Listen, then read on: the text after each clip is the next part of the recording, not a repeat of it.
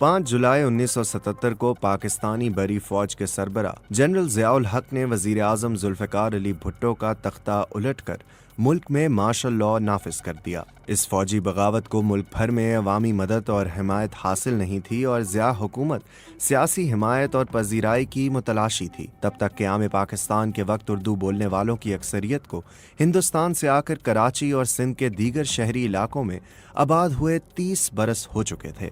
ऐसे में जुल्फ़िकार अली भुट्टो के नाफिज करदा कोटा सिस्टम के तहत अहले कराची को मेरिट या काबिलियत के बजाय कोटा से मुलाजमत और तालीमी इदारों के दाखिलों में हिस्सा मिलता और काबिलियत की बजाय रिहायशी इलाके को फौकियत दी जाती थी।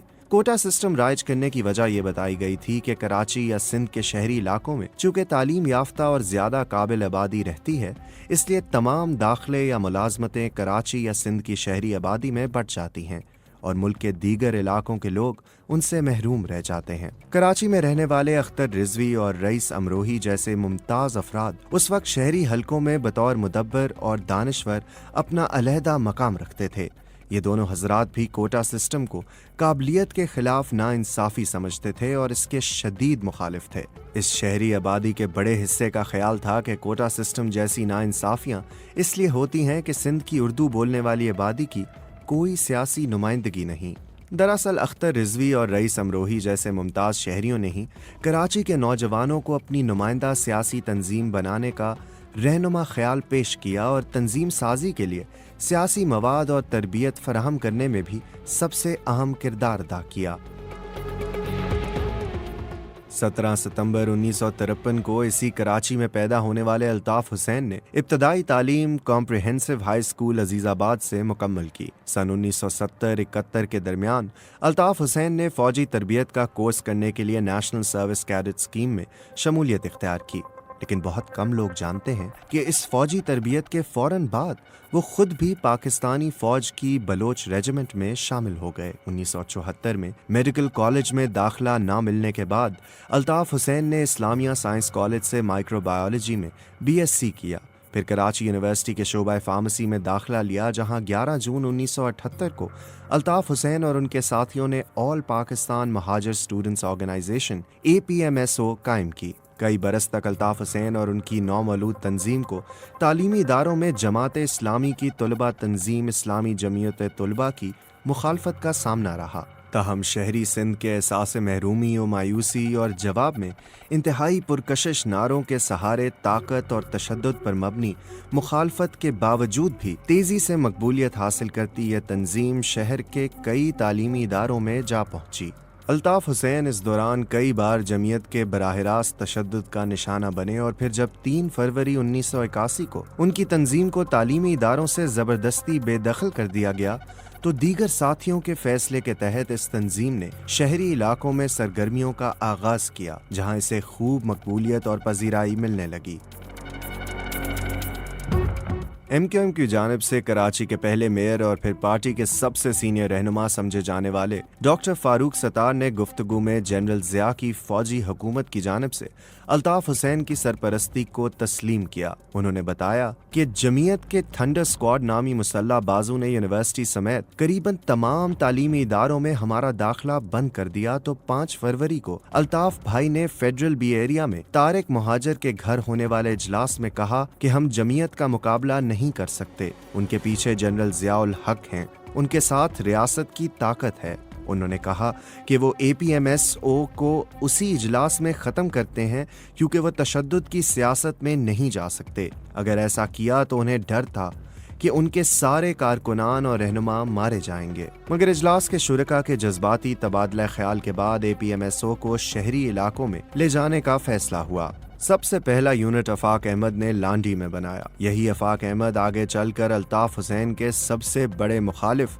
और MQM हकीकी के सरबराह बने। फारूक सत्तार के मुताबिक 1983 में अल्ताफ़ हुसैन अमेरिका चले गए और जब 18 मार्च 1984 को APMSO की क़यादत ने महाजर कौमी मूवमेंट या MQM बनाने का ऐलान किया तो अल्ताफ़ हुसैन मुल्क में मौजूद नहीं थे, लेकिन अजीम अहमद तारिक, सलीम शहजाद और तारिक जावेद जैसे इब्तदाई साथी अल्ताफ़ भाई से राब्ते में थे। मार्च 1985 में कराची के वस्ती इलाके नाजमाबाद की चौरंगी पर ट्रैफिक के एक हादसे में सर सैयद गर्ल्स कॉलेज की एक तालिबा बुशरा जैदी की जान चली गई। तालिबा की हलाकत पर शुरू होने वाला एहतजाज शाम होने तक लसानी रंग इख्तियार कर गया और उर्दू बोलने वाले शहरियों का एहतजाज पब्लिक ट्रांसपोर्ट के बेशतर पश्तून मालिकान के खिलाफ महाज की सूरत में ढल गया। इसी असना अल्ताफ हुसैन अमरीका से वापस आ गए।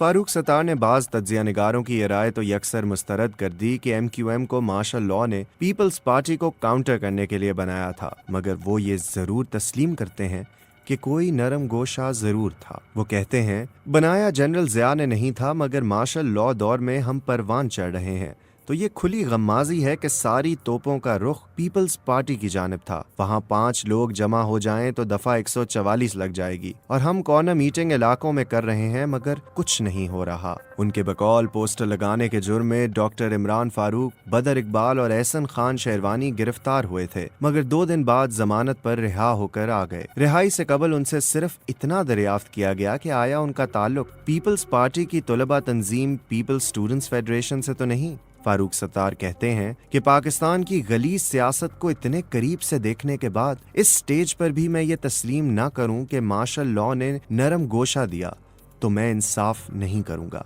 मैं मानता हूं कि जगह दी गई थी। APMS हो या MQM, तालीमी इदारों और इलाकों में जब दोनों तंजीमों का जादू सर चढ़कर बोलना शुरू हुआ तो महल्लों में कॉर्नर मीटिंग्स, जलसों और मुजाहिरों का सिलसिला शुरू हो गया। एक मुजाहिरा बानी पाकिस्तान के मज़ार पर हुआ, जहां अल्ताफ हुसैन को पाकिस्तान का कौमी परचम जलाने के इल्जाम में गिरफ्तार कर लिया गया और उन्हें फौजी अदालत से 9 माह और शायद 5 कोड़ों की सजा सुनाकर जेल भेज दिया गया। जब अर्बन सिंध में लसानी सियासत शुरू हुई और मुखालिफ जमात इस्लामी को जबरदस्त सियासी नुकसानात का अंदाजा हुआ तो दोनों तंजीमों में टर्फ वॉर यानी इलाका गिरी का आगाज हुआ। इसी दौरान सोहराब गोट के इलाके में मंशियात फरोशों के खिलाफ कानून नाफिज करने वाले इदारों ने कार्रवाई की। सोहराब गोट पश्तून अक्सरियती आबादी का इलाका था और इस ऑपरेशन के फौरन बाद महाजिर अक्सरियती आबादियों अलीगढ़ कॉलोनी और कस्बा कॉलोनी में फायरिंग के पुरअसरार वाकयात हुए, जिनमें दर्जनों अफराद मारे गए और इसे सोहराब गोट ऑपरेशन का रद्द-ए-अमल समझा गया। इसके बाद पश्तून और महाजिर आबादियों में शदीद लसानी कशीदगी फैल गई, जिसका अल्ताफ हुसैन और उनकी MQM को जबरदस्त फायदा हुआ और डर और खौफ की ये फिजा दरअसल MQM को मजबूत करती चली गई। मकबूलियत मिली तो MQM का तंजीमी ढांचा मुनज़्ज़म किया गया। यूनिट और सेक्टर की सतह पर तंजीम साजी में सबसे अहम किरदार डॉक्टर इमरान फारूक ने अदा किया। इमरान फारूक ही वो रहनुमा थे जिन्होंने पार्टी के आइन में वो तबाहकुन शिक शामिल की जिसके तहत तहरीक के सरबराह अल्ताफ हुसैन किसी को जवाबदेह नहीं रहे, बल्कि हतमी फैसले का इख्तियार भी उन्हें ही दे दिया गया। ज़िया दौर में सिर्फ बल्दियाती इंतखाबात होते थे तो नुमाइंदगी से महरूम आम लोगों को MQM के जरिए अपनी सियासी नुमाइंदगी की उम्मीद नजर आने लगी। MQM ने माहौल का फायदा उठाया और 8 अगस्त 1986 को निश्तर पार्क में एक बड़ा जलसा करके ताकत के मुजाहरे का फैसला किया। गली मोहल्लों में जलसों और मुजाहिरों के जरिए निश्तर पार्क के जलसे की जबरदस्त तशहीर की गई। मूसलाधार बारिश के बावजूद 2 घंटे तक शोला बयानी करने वाले अल्ताफ हुसैन ने उस जलसे में वो जौहर दिखाए कि लोगों को आज भी PIA बड़े भाई की एयरलाइन के तौर पर याद है।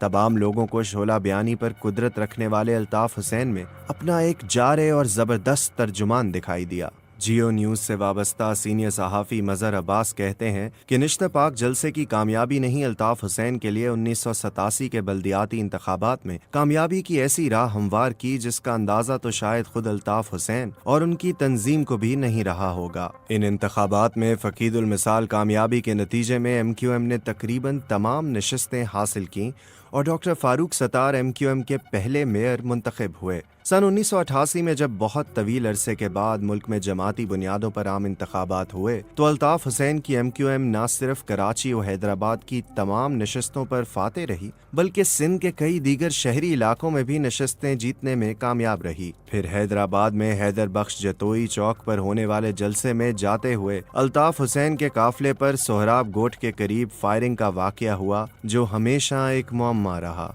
مظہر عباس بتاتے ہیں پراسرار اس لیے کہ وہاں بعض ایسے پولیس افسران موجود تھے جنہیں اس وقت وہاں نہیں ہونا چاہیے تھا۔ وہ کہتے ہیں کہ اس واقعے میں حیدرآباد میں تقریباً 250 افراد ہلاک ہوئے اور بعد میں کراچی میں بھی فائرنگ کے واقعات میں تقریباً 150 کے لگ بھگ لوگ مارے گئے، مگر اس قتل عام کی وجوہات کبھی سامنے نہیں آ سکیں۔